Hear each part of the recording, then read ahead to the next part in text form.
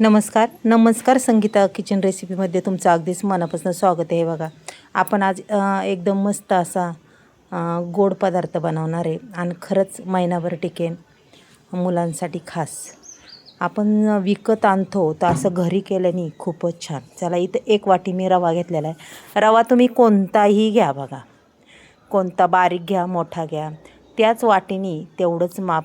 मग इथं दूध घेतलेलं आहे, ते बी म्हशीचं दूध आहे, घट्ट अगदी शाई आलेलं.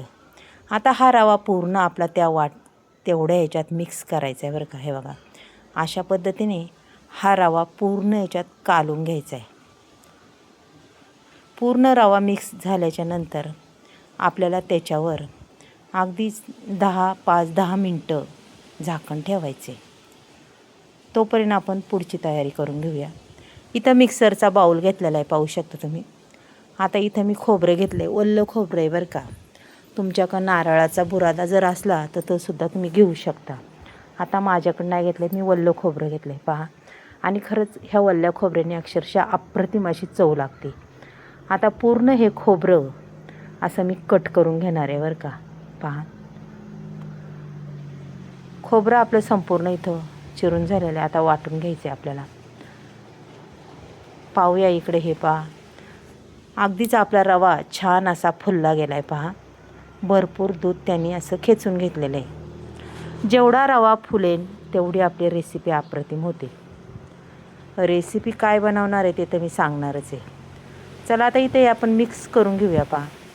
अशा पद्धतीने हे पूर्ण असं मिक्स करून घेणार आहे. छान रवा फुलला आहे, त्याशिवाय त्याचा पूर्ण गाळाही झालेला आहे, पहा.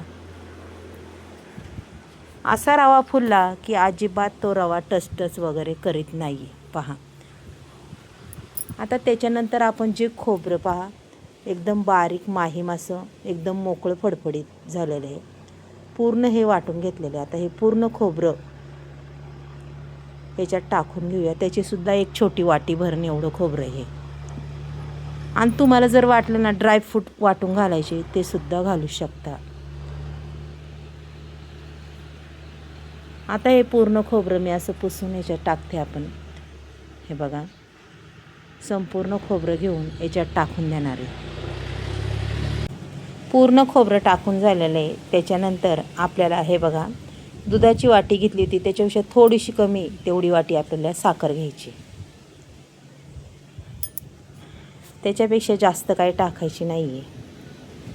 त्याच्यानंतर आपण इथं सफेद तिळाचे 3 चमचे हे टाकलेले आहेत, पहा. आता आपण हे तर टाकून घेतलेलं आहे. त्याच्यानंतर पहा, इथं अर्धी वाटी गावरान तूप आहे,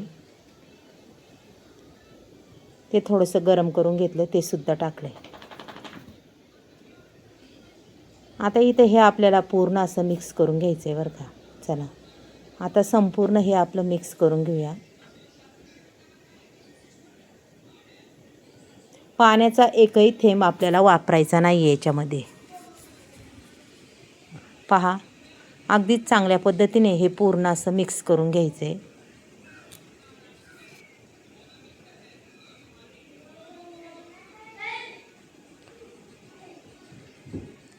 मस्त असं मिक्स करून घेणार आहे, पहा.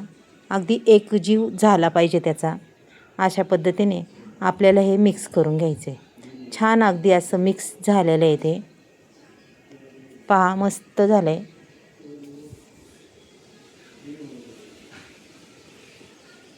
आता हे पूर्ण आपण असं ठेवूया आणि आता घेऊया विलायची पावडर.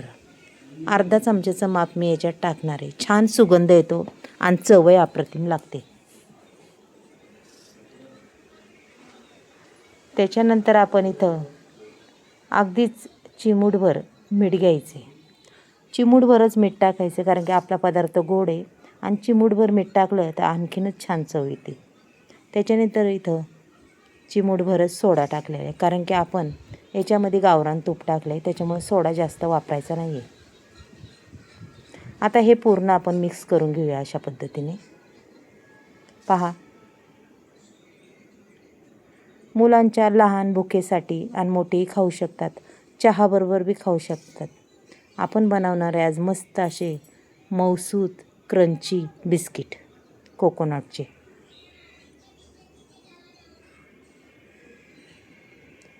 आता इथं टाकणार आहे मैदा. ज्या वाटीने आपण दूध घेतलं होतं, साखर घेतली, त्याच वाटीने इथं मी 1.5 वाटी मैदा टाकणार आहे बरं का. पण मैदा जसा लागन तसा, पण जास्त लागणार नाही आहे. अगदी परफेक्ट माप आहे, 1.5 वाटीच लागणार आहे पहा. आणि अगदीच हे बघा, आता ते सुद्धा मी टाकणार आहे, पण जसं लागन तसं टाकणार आहे. अक्षरशः हलक्या हाताने हे पीठ आपल्याला मळून घ्यायचे. जास्त त्याला मऊसूतसुद्धा करायचं नाही आणि गचागचासुद्धा मळायचं नाही आहे. हलक्या हाताने पीठ हे गोळा आपल्याला तयार करायचा आहे. आणि तुम्हाला जर वाटलं अजून थोडंसं ओलसर आहे तरी तुम्ही थोडंसं पीठ घालू शकता. पण माझं अक्षरशः 1.5 वाटी मैदा बसलेला आहे इथं. हे बघा, मस्त गोळा झालेला आहे. हलक्या हाताने तयार केलेला हा गोळा आता 5-1 मिनटं आपण असं झाकून ठेवूया. तोपर्यंत पुढची तयारी करूया. आता इथं मी पोलपोट घेतलेला आहे, पाहू शकता. आणि लगेच आता आपल्याला आता मस्त असे बिस्किट तयार करायचे आहेत. हा गोळा घ्यायचा, जास्त असा हे करायचं नाही आणि लगेच लाटायचा. आता किती जाड ठेवायचा, किती काय करायचं, मी तुम्हाला ते सुद्धा दाखवते पहा.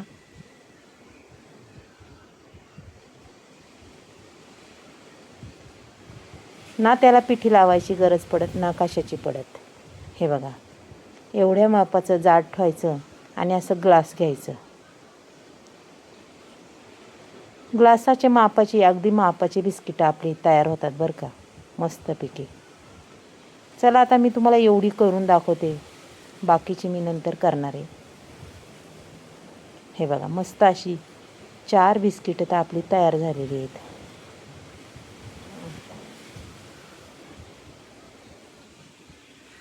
पहा, ही कोकोनट बिस्किटं कशी वाटतात आणि सगळ्यात पौष्टिक तीळ घातलेली.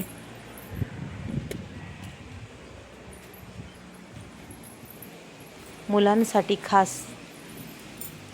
चला आता इथं हे बघा, आपण सगळी अशी तयार करून घेतलेली आहेत, पाहू शकता तुम्ही. मस्त तयार झालेली आहेत. इकडं तेलही तापलं आपलं. चला आता तेलात सोडूया आपण. तेल बी जास्त कडक तापवायचं नाही आहे, कमी तेलात अगदीच मस्त अशी भाजून घ्यायची, म्हणजे पूर्ण आतला भागसुद्धा कच्चा राहत नाही, पूर्ण भाजून निघतात. आता इथं मी 4-5 सोडणार आहे, पाहू शकता तुम्ही मस्तपैकी.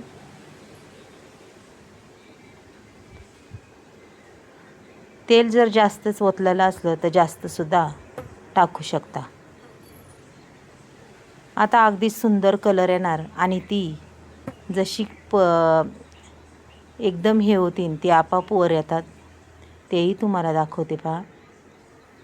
आता यांना मी पलटी मारून घेते पहा.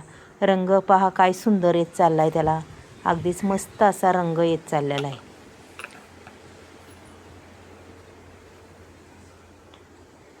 विकत आणायला गेल्यावर भरपूर पैसे लागतात. मग असं घरीच करून खाल्लं, मुलांना दिलं तर खरंच खूप छान आणि मुलीसुद्धा आवडीने खातात.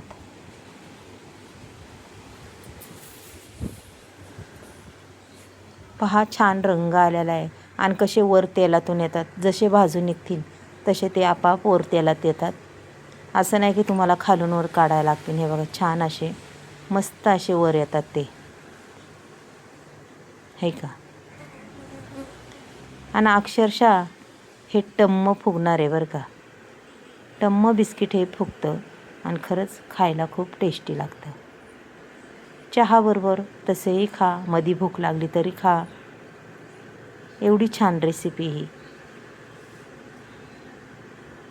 आता इथं पूर्ण मी पलटी मारून घेतलेली आहेत आणि कलर बी, रंग बी खूप छान आलेला आहे, पाहू शकता. मस्त रंग आलेला आहे ह्याला.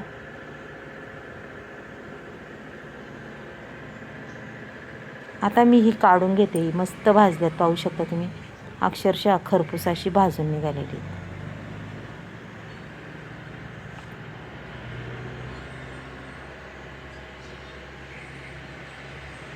काढून असं झाऱ्यामध्ये घेणार आहे आणि अजिबात तेलकट वगैरे काहीच होणार नाही. तेल हे राहणारच नाही त्याला. एकदम असं हाताला जरी चोळलं ना तरी तुम्हाला तेल लागणार नाही त्या बिस्किटांना. एवढी कोरडी ठणठणीत राहणार आहे. पहा पहा काय सुंदर दिसतात. कलर पहा, आहे का नाही छान, बिस्किटासारखा मस्त कलर. आणि इथं पहा, आता ही पूर्ण अशी टम्म फुगलेली आहेत. अक्षरशः टम्म फुगून वर आल्यात ही बिस्किटं.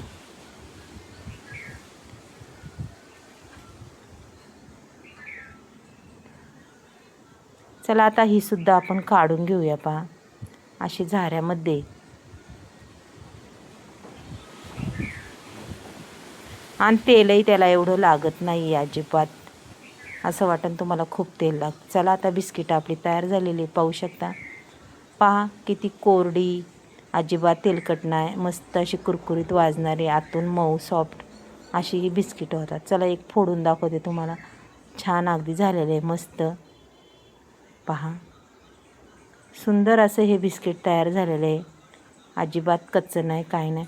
तुम्हाला जर आजची रेसिपी ही आवडली असेल तर नक्कीच एक लाईक, एक सबस्क्राईब करा. तुमच्या मैत्रिणींना माझ्या व्हिडिओ शेअर करा. आणि व्हिडिओ कशा वाटतात ते सुद्धा सांगा. मग कशी झाल्यात बिस्किटं हे सुद्धा सांगा बरं का. चला मग बाय.